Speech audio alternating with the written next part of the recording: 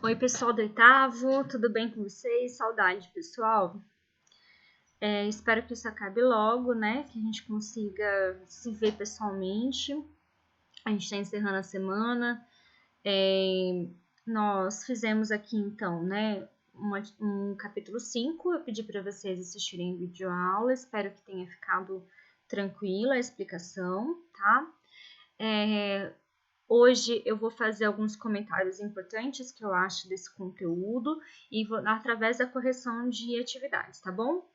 Eu vou então fazer a correção comentada item por item e vou tentar ser o mais objetiva possível para não ficar um vídeo tão grande, mas vou tentar esclarecer as dúvidas. Eu sei que tem questões que são mais delicadas um pouquinho, e aí vocês vão me chamando no WhatsApp para qualquer dúvida que vocês tiverem, combinado? Gente, eu vou diminuir a tela aqui que tá me aparecendo e vou projetar só a do livro, tá? Para vocês terem um pouco mais de nitidez na correção, tudo bem? Então, vamos lá. Só vou voltar aqui a tela. Isso. Gente, do capítulo 5, o que eu pedi para vocês fazerem foi a primeira página 100, né? Que tá falando aqui sobre tabelinha, sobre ovulação e tudo. Então, eu vou tentar ser objetiva. O item 1 tá falando assim, olha, no capítulo anterior você estudou sobre os sistemas genitais masculino e feminino e o mecanismo que envolvem a reprodução humana. Revise alguns conteúdos e responda as questões a seguir, tá? Então, a letra A, então vamos ser bem rápidos aqui, porque a gente já tinha conversado sobre isso. O que é ovulação? É a liberação do ovócito, né, durante o ciclo da menstruação feminino, né, da mulher. Letra B, deixa eu só mudar aqui, isso. Onde são produzidos os ovócitos espermatozoides? Então, vocês estão cansados de saber, o ovócito é produzido no ovário da mulher, né? Nos ovários, que são mais de um, e o espermatozoide nos testículos masculinos. O que é fecundação e onde ela ocorre? A fecundação, então, é encontro desses gametas e ocorre nas tubas uterinas, tá? O que é nidação? A gente sabe, então, que nidação é a fixação deste embrião na parede uterina, tá? Por que esse é um exercício aqui de revisão? Porque são itens importantes para esse capítulo 5, tá bom? Número 2, a tabelinha é um método simples, porém não é considerado eficaz para evitar a gestação indesejada, já que algumas mulheres apresentam irregularidades no ciclo. Considerando os conceitos sobre o método de Ogino Knaus, responda às questões a seguir. Letra A. Utilize este calendário para fazer uma tabelinha de um ciclo menstrual de 29 dias, que teve início no dia 26 do mês de abril. Identifique o primeiro dia do ciclo, possível dia da ovulação, o período fértil e a data provável da próxima menstruação. Então, vamos lá, só para ficar um pouco mais claro. Gente, eu tô sem mouse, então eu tô fazendo tudo aqui pelo notebook, tá? Então não repara não. Então vamos lá. O primeiro dia do ciclo, o primeiro dia da menstruação vai ser o dia 26/4/2020. Então tá aqui, ó. O dia 26 como o primeiro dia. A data provável da ovulação, deixa eu tirar aqui para ficar mais claro, vai ser o dia 10/5/2020.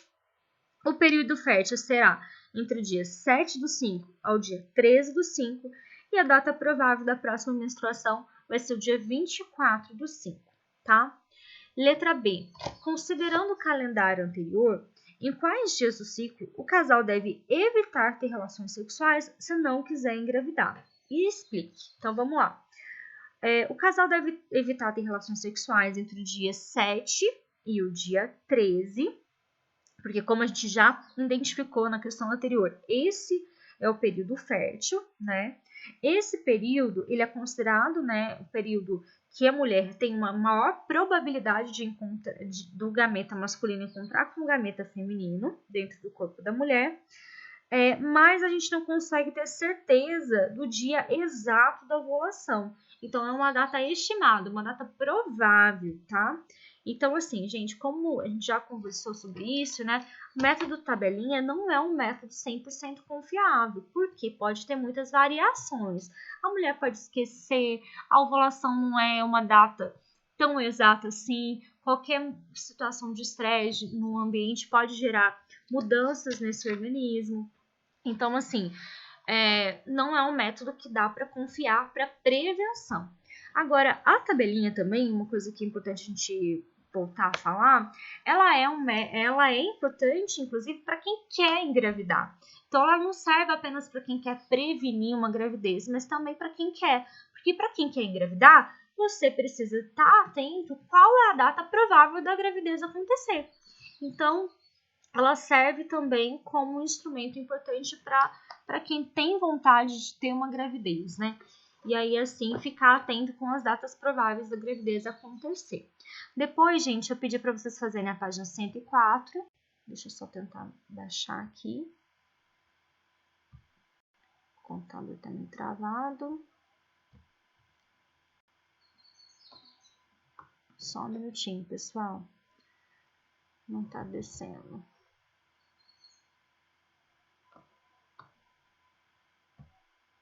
Ué.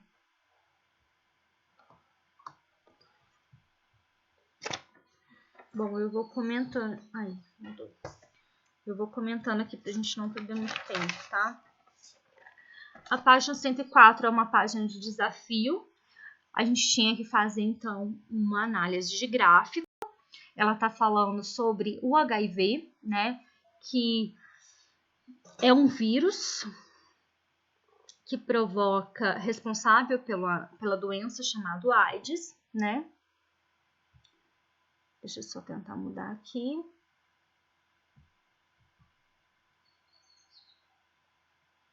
Ai, tá lá na página 112 já. Deixa eu só voltar, gente, porque eu tô sem o mouse, tá bem complicado aqui.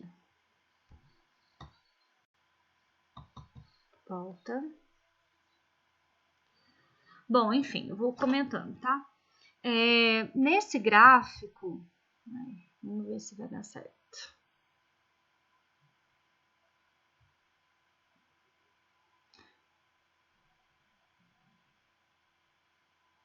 Bom, tá, então esse é um desafio, a gente fazer uma análise do gráfico e depois a gente tentar identificar as perguntas aqui dentro do conceito do gráfico, né?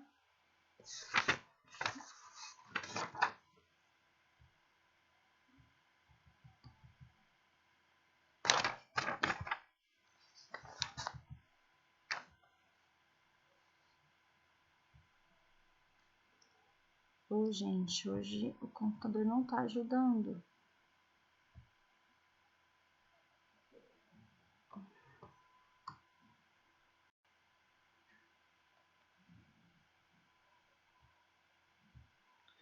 Bom,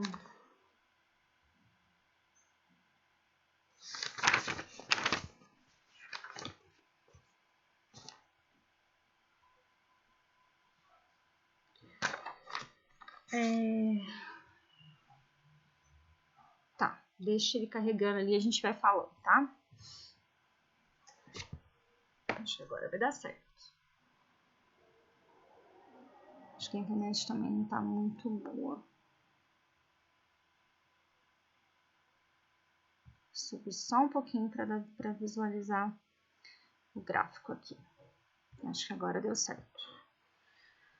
Bom, beleza. O que a gente tem que fazer então? Analisar o gráfico. Esse gráfico, pessoal, ele tem duas dimensões de tempo. A primeira dimensão está em meses e a segunda está em anos. Então, aqui eu tenho os primeiros 6 meses, né? E aqui eu tenho os primeiros anos, de 1 a 7 anos aqui. A linha vermelha, ela indica a concentração de HIV no sangue e a linha azul está indicando a concentração de linfócito no sangue. Por que linfócito? Porque o HIV, ele é um vírus que vai atuar exatamente bloqueando, né, as células que chama linfócitos T, que é uma célula de defesa desse organismo, tá? Ele vai destruir essa célula.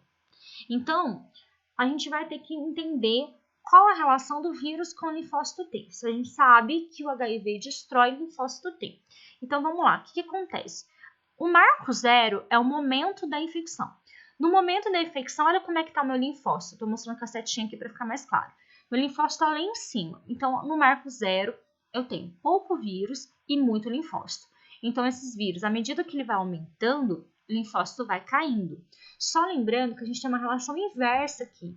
Quando o vírus está alto, o linfócito está baixo. Quando o vírus está baixo, o linfócito está mais alto.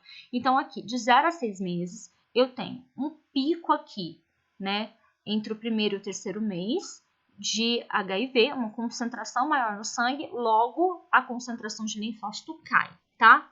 Depois a gente tem aqui um espaço de tempo que não está sendo representado no gráfico. Esse vírus, ele vai caindo, ele não deixa de existir no organismo, mas ele vai caindo, depois ele sobe aqui lá para o 6º ano, mais ou menos. Quando ele fica em estado de latência, como se ele tivesse adormecido, sem muita atividade no organismo, este linfócito T continua alto, ele começa a subir aqui, mantém alto à medida que ele vai caindo, à medida que o vírus vai aumentando em termos de quantidade, tá? Então, a letra A tá assim, ó. É para a gente analisar e identificar os períodos que ocorrem os eventos, né? Qual que é o evento onde ocorre maior concentração de linfócitos? A gente tem maior concentração de linfócitos justamente no momento da infecção, tá? Então, voltando aqui para o gráfico, o maior pico do linfócito é quando o vírus entrou no organismo, é quando ele ainda não agiu, tá? Letra B, qual é o pico de concentração de HIV? 2 meses após a infecção, então vai ser aqui, ó, mais ou menos, né? O pico maior entre o primeiro e o terceiro mês, aqui com 2 meses de infecção, tá? Letra C, o momento em que o vírus fica latente.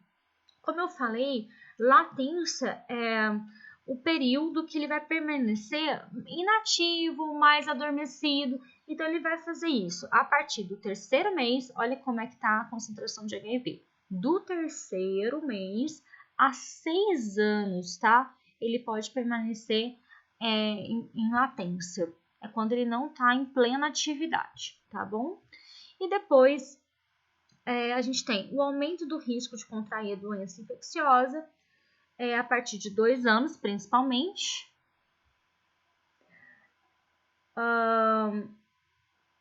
Porque é quando o linfócito começa a cair, tá? A partir de 2 anos aqui. E aí, só lembrando por que isso acontece, né? Ó, a partir de 2 anos, a gente tem uma queda, não sei se vocês estão conseguindo perceber, uma diminuição aqui, ó, uma queda desse linfócito. Por que tem mais chance de contrair doenças infecciosas nessa fase?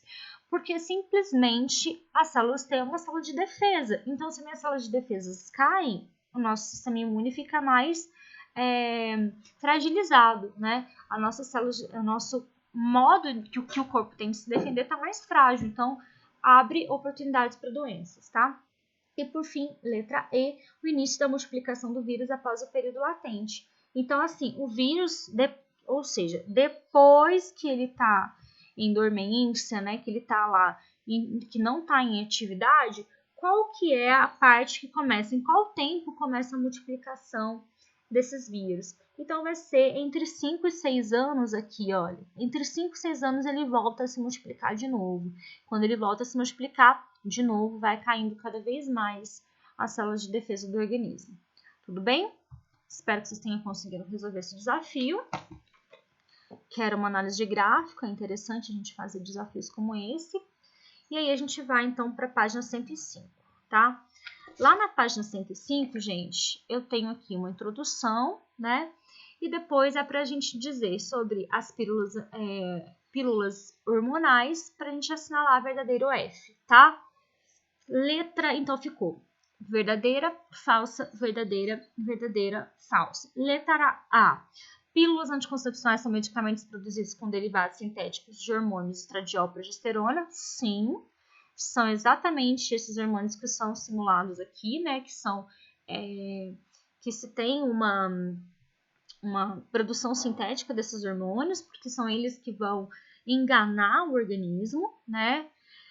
Letra B. As pílulas do dia seguinte podem ser utilizadas como emergência e com frequência, pois apresenta baixo índice de hormônio e não oferece danos à saúde, é exatamente o contrário. A gente tem que evitar esse tipo de pílula, não pode ser usado com frequência e é uma bomba de hormônio no organismo da mulher, tá? C. Alguns anticoncepcionais hormonais podem ser administrados por meio de medicamentos injetáveis. Sim, né? A gente tem vários tipos de hormônios, então a gente tem através das pílulas, tem os implantes, tem os anéis vaginais, tem os adesivos, né? Tem vários recursos e tem também os injetáveis, como foi falado aqui. D. Em algumas mulheres, o uso de pílulas hormonais podem causar desconfortos, irritabilidade, dores de cabeça. Isso que a gente chama de efeitos colaterais, tá bom? É verdadeiro, algumas mulheres têm efeitos colaterais, mas com a indicação correta da ginecologista, vai sendo ajustado o melhor medicamento para as meninas, tá? Letra E, os contraceptivos de emergência é um medicamento com altas doses de espermicida que dificultam a movimentação dos espermatozoides, evitando a fecundação. Pessoal, neste caso, eles podem agir com dificuldade, movimentação dos espermatozoides, mas não possuem espermicidas, na verdade, né? Os contraceptivos de emergência são os hormônios, altas taxas de hormônio que vão alterar a fisiologia do corpo da mulher, tá? O espermicida, então, na verdade, ele não é um contraceptivo de emergência, tá? O espermicida, ele é, na verdade, como se fosse uma pomada, né? Um medicamento tópico. Aí a gente vai para o 2. O 2 aqui é uma palavra cruzada, então só para comentar rapidinho. Ficou número 1, AIDS, número 2, clamidíase, né? Número 3, sífilis. Número 4, herpes genital. Número 5, hepatite. Número 6, gonorreia, tá? Eu não vou comentar todas essas para a gente não demorar muito. E aí, a 3 da página 106. Gente, se ficar alguma dúvida aqui, vocês vão me chamar no WhatsApp, tá bom?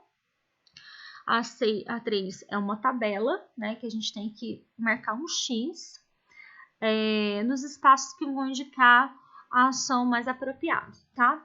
Então, ó, o que vai impedir o encontro dos gametas? Ou seja, são contraceptivos de barreira. Então, a gente vai ter aqui preservativo masculino, o diafragma, a vasectomia e o preservativo feminino. Lembrando que o preservativo feminino também é chamado de camisinha, tanto feminino quanto masculino, tá bom? Eles são considerados anticoncepcionais de barreira. Vasectomia a gente já tinha falado anteriormente, aquela cirurgia que você corta a conexão, né, do canal deferente, impede a passagem do gameta masculino. O diafragma, então, ele é aquela estrutura que você coloca no colo do útero e impede a continuidade, né, do caminho desse espermatozoide para dentro do útero. Então, esses são o que impedem o encontro, tá? O que vai eliminar os espermatozoides aqui é o DIU, e ele vai liberar uma substância lá dentro do útero, e o espermicida, que se coloca, né, passa de uso tópico e tenta eliminar esse espermatozoide. Lembrando que isso não é 100% de certeza, tá, gente? E o que vai prevenir a ovulação, ou seja, que vai evitar que a mulher ovule, é a pílula anticoncepcional, tá? 4, eu tenho aqui, observe o esquema a seguir. A gente tem uma imagem mostrando aqui. Observe o esquema a seguir, representando o sistema genital feminino. Com base no esquema, as partes dos órgãos onde atua o medicamento anticoncepcional DIU, a pílula e a camisinha. Então, vamos lá. Anticoncepcional DIU, ele vai estar no útero, então é a letra C. A camisinha, ela vai estar presente. A pílula vai atuar no ovário, porque ela vai... a pílula, o que ela vai fazer? Ela vai induzir... Aliás, ela vai evitar os hormônios FSH e LH, então isso evita o amadurecimento do ovócito e a ovulação. Então a pílula vai agir na letra B, que é o ovário, e a camisinha, a letra D, porque ela vai estar presente ali, né, no órgão genital masculino, mas no canal vaginal, que é a letra D. E aí a 5, a gente tem as ISTs, As ISTs são infecções que podem ser causadas por... Opa, acho que eu subi mais aqui. Isso pode ser causada por diversos agentes transmitidos de uma pessoa para outra por meio da relação sexual. Um dos grandes problemas das ISTs é que alguns casos são assintomáticos, ou seja, as pessoas não percebem. Nesses casos, quais são os riscos que as pessoas infectadas podem trazer para a sociedade? E como essas doenças poderiam ser evitadas? Gente, a pessoa estando infectada, ela não apresenta sintomas, ou seja, se ela não utiliza preservativo, né, feminino ou masculino, ela pode ir contaminando as pessoas através da relação sexual. Então, o jeito de prevenir e a forma mais eficiente que a gente tem de prevenir doenças sexualmente transmissíveis é através da camisinha, seja ela feminina ou masculina. Mas no nosso país a gente não tem muito costume, né? Não é cultural o uso da camisinha feminina, é mais cultural o uso da camisinha masculina, tá? E é a melhor forma de prevenir doenças. E aí a gente vai para 6. A gente tem aqui o uso de preservativo, é amplamente divulgado e defendido em diversas campanhas.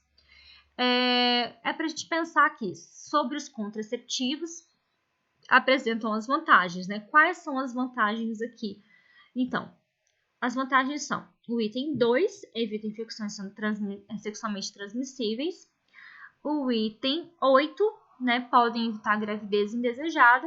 E o item 16, previne contra a AIDS e o HPV. Então, dando 26 a soma aqui das corretas, tá?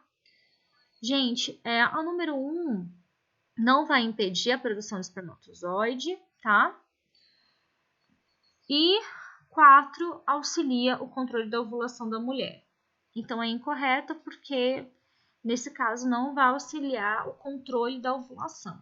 E a número 1 está incorreta porque, assim, na verdade, não impede a produção do gameta. Até a vasectomia, ela não vai impedir a produção do gameta, ela vai impedir o transporte desse gameta, diferente. O 7, IST são responsáveis por um alto índice de contaminação entre adolescentes e jovens. Então, a maioria é causada por bactérias, protozoários, fungos e vírus, né? Então, quais dessas doenças aqui são sexualmente transmissíveis? Neste caso, tem que ser ambas, né? Representadas aqui vai ser a letra E, AIDS e HPV. A cólera não é, então a letra A é a AIDS sim, cólera não. A dengue e hepatite. A dengue não é. A herpes sim, a tuberculose não. A hepatite sim, a cirrose não, tá? Então, as duas corretas aqui vai ser AIDS e HPV, tá bom? E aí a gente vai para número 8. A número 8 é para a gente marcar. Tem frases aqui para a gente analisar e marcar a alternativa correta, tá? Correta, a gente dá 8 é a letra D, que indica a número 1, né, sobre as infecções sexualmente transmissíveis. A número 1, que fala: o contágio das infecções sexualmente transmissíveis ocorre durante relação sexual, quando um dos parceiros está contaminado. E aí eu queria fazer um comentário rápido. Quando a gente fala de relação sexual, não necessariamente só com penetração, tá, gente? Então, essas doenças podem ser transmitidas por outras atitudes dentro de uma relação sexual que não necessariamente uma penetração, tá? O sexo oral, por exemplo, né? Ele também pode transmitir doenças sexualmente transmissíveis.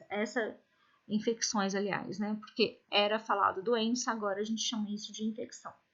A número 2, qualquer pessoa sexualmente ativa pode contrair uma IST, sendo que o risco aumenta quando se troca frequentemente de parceiros.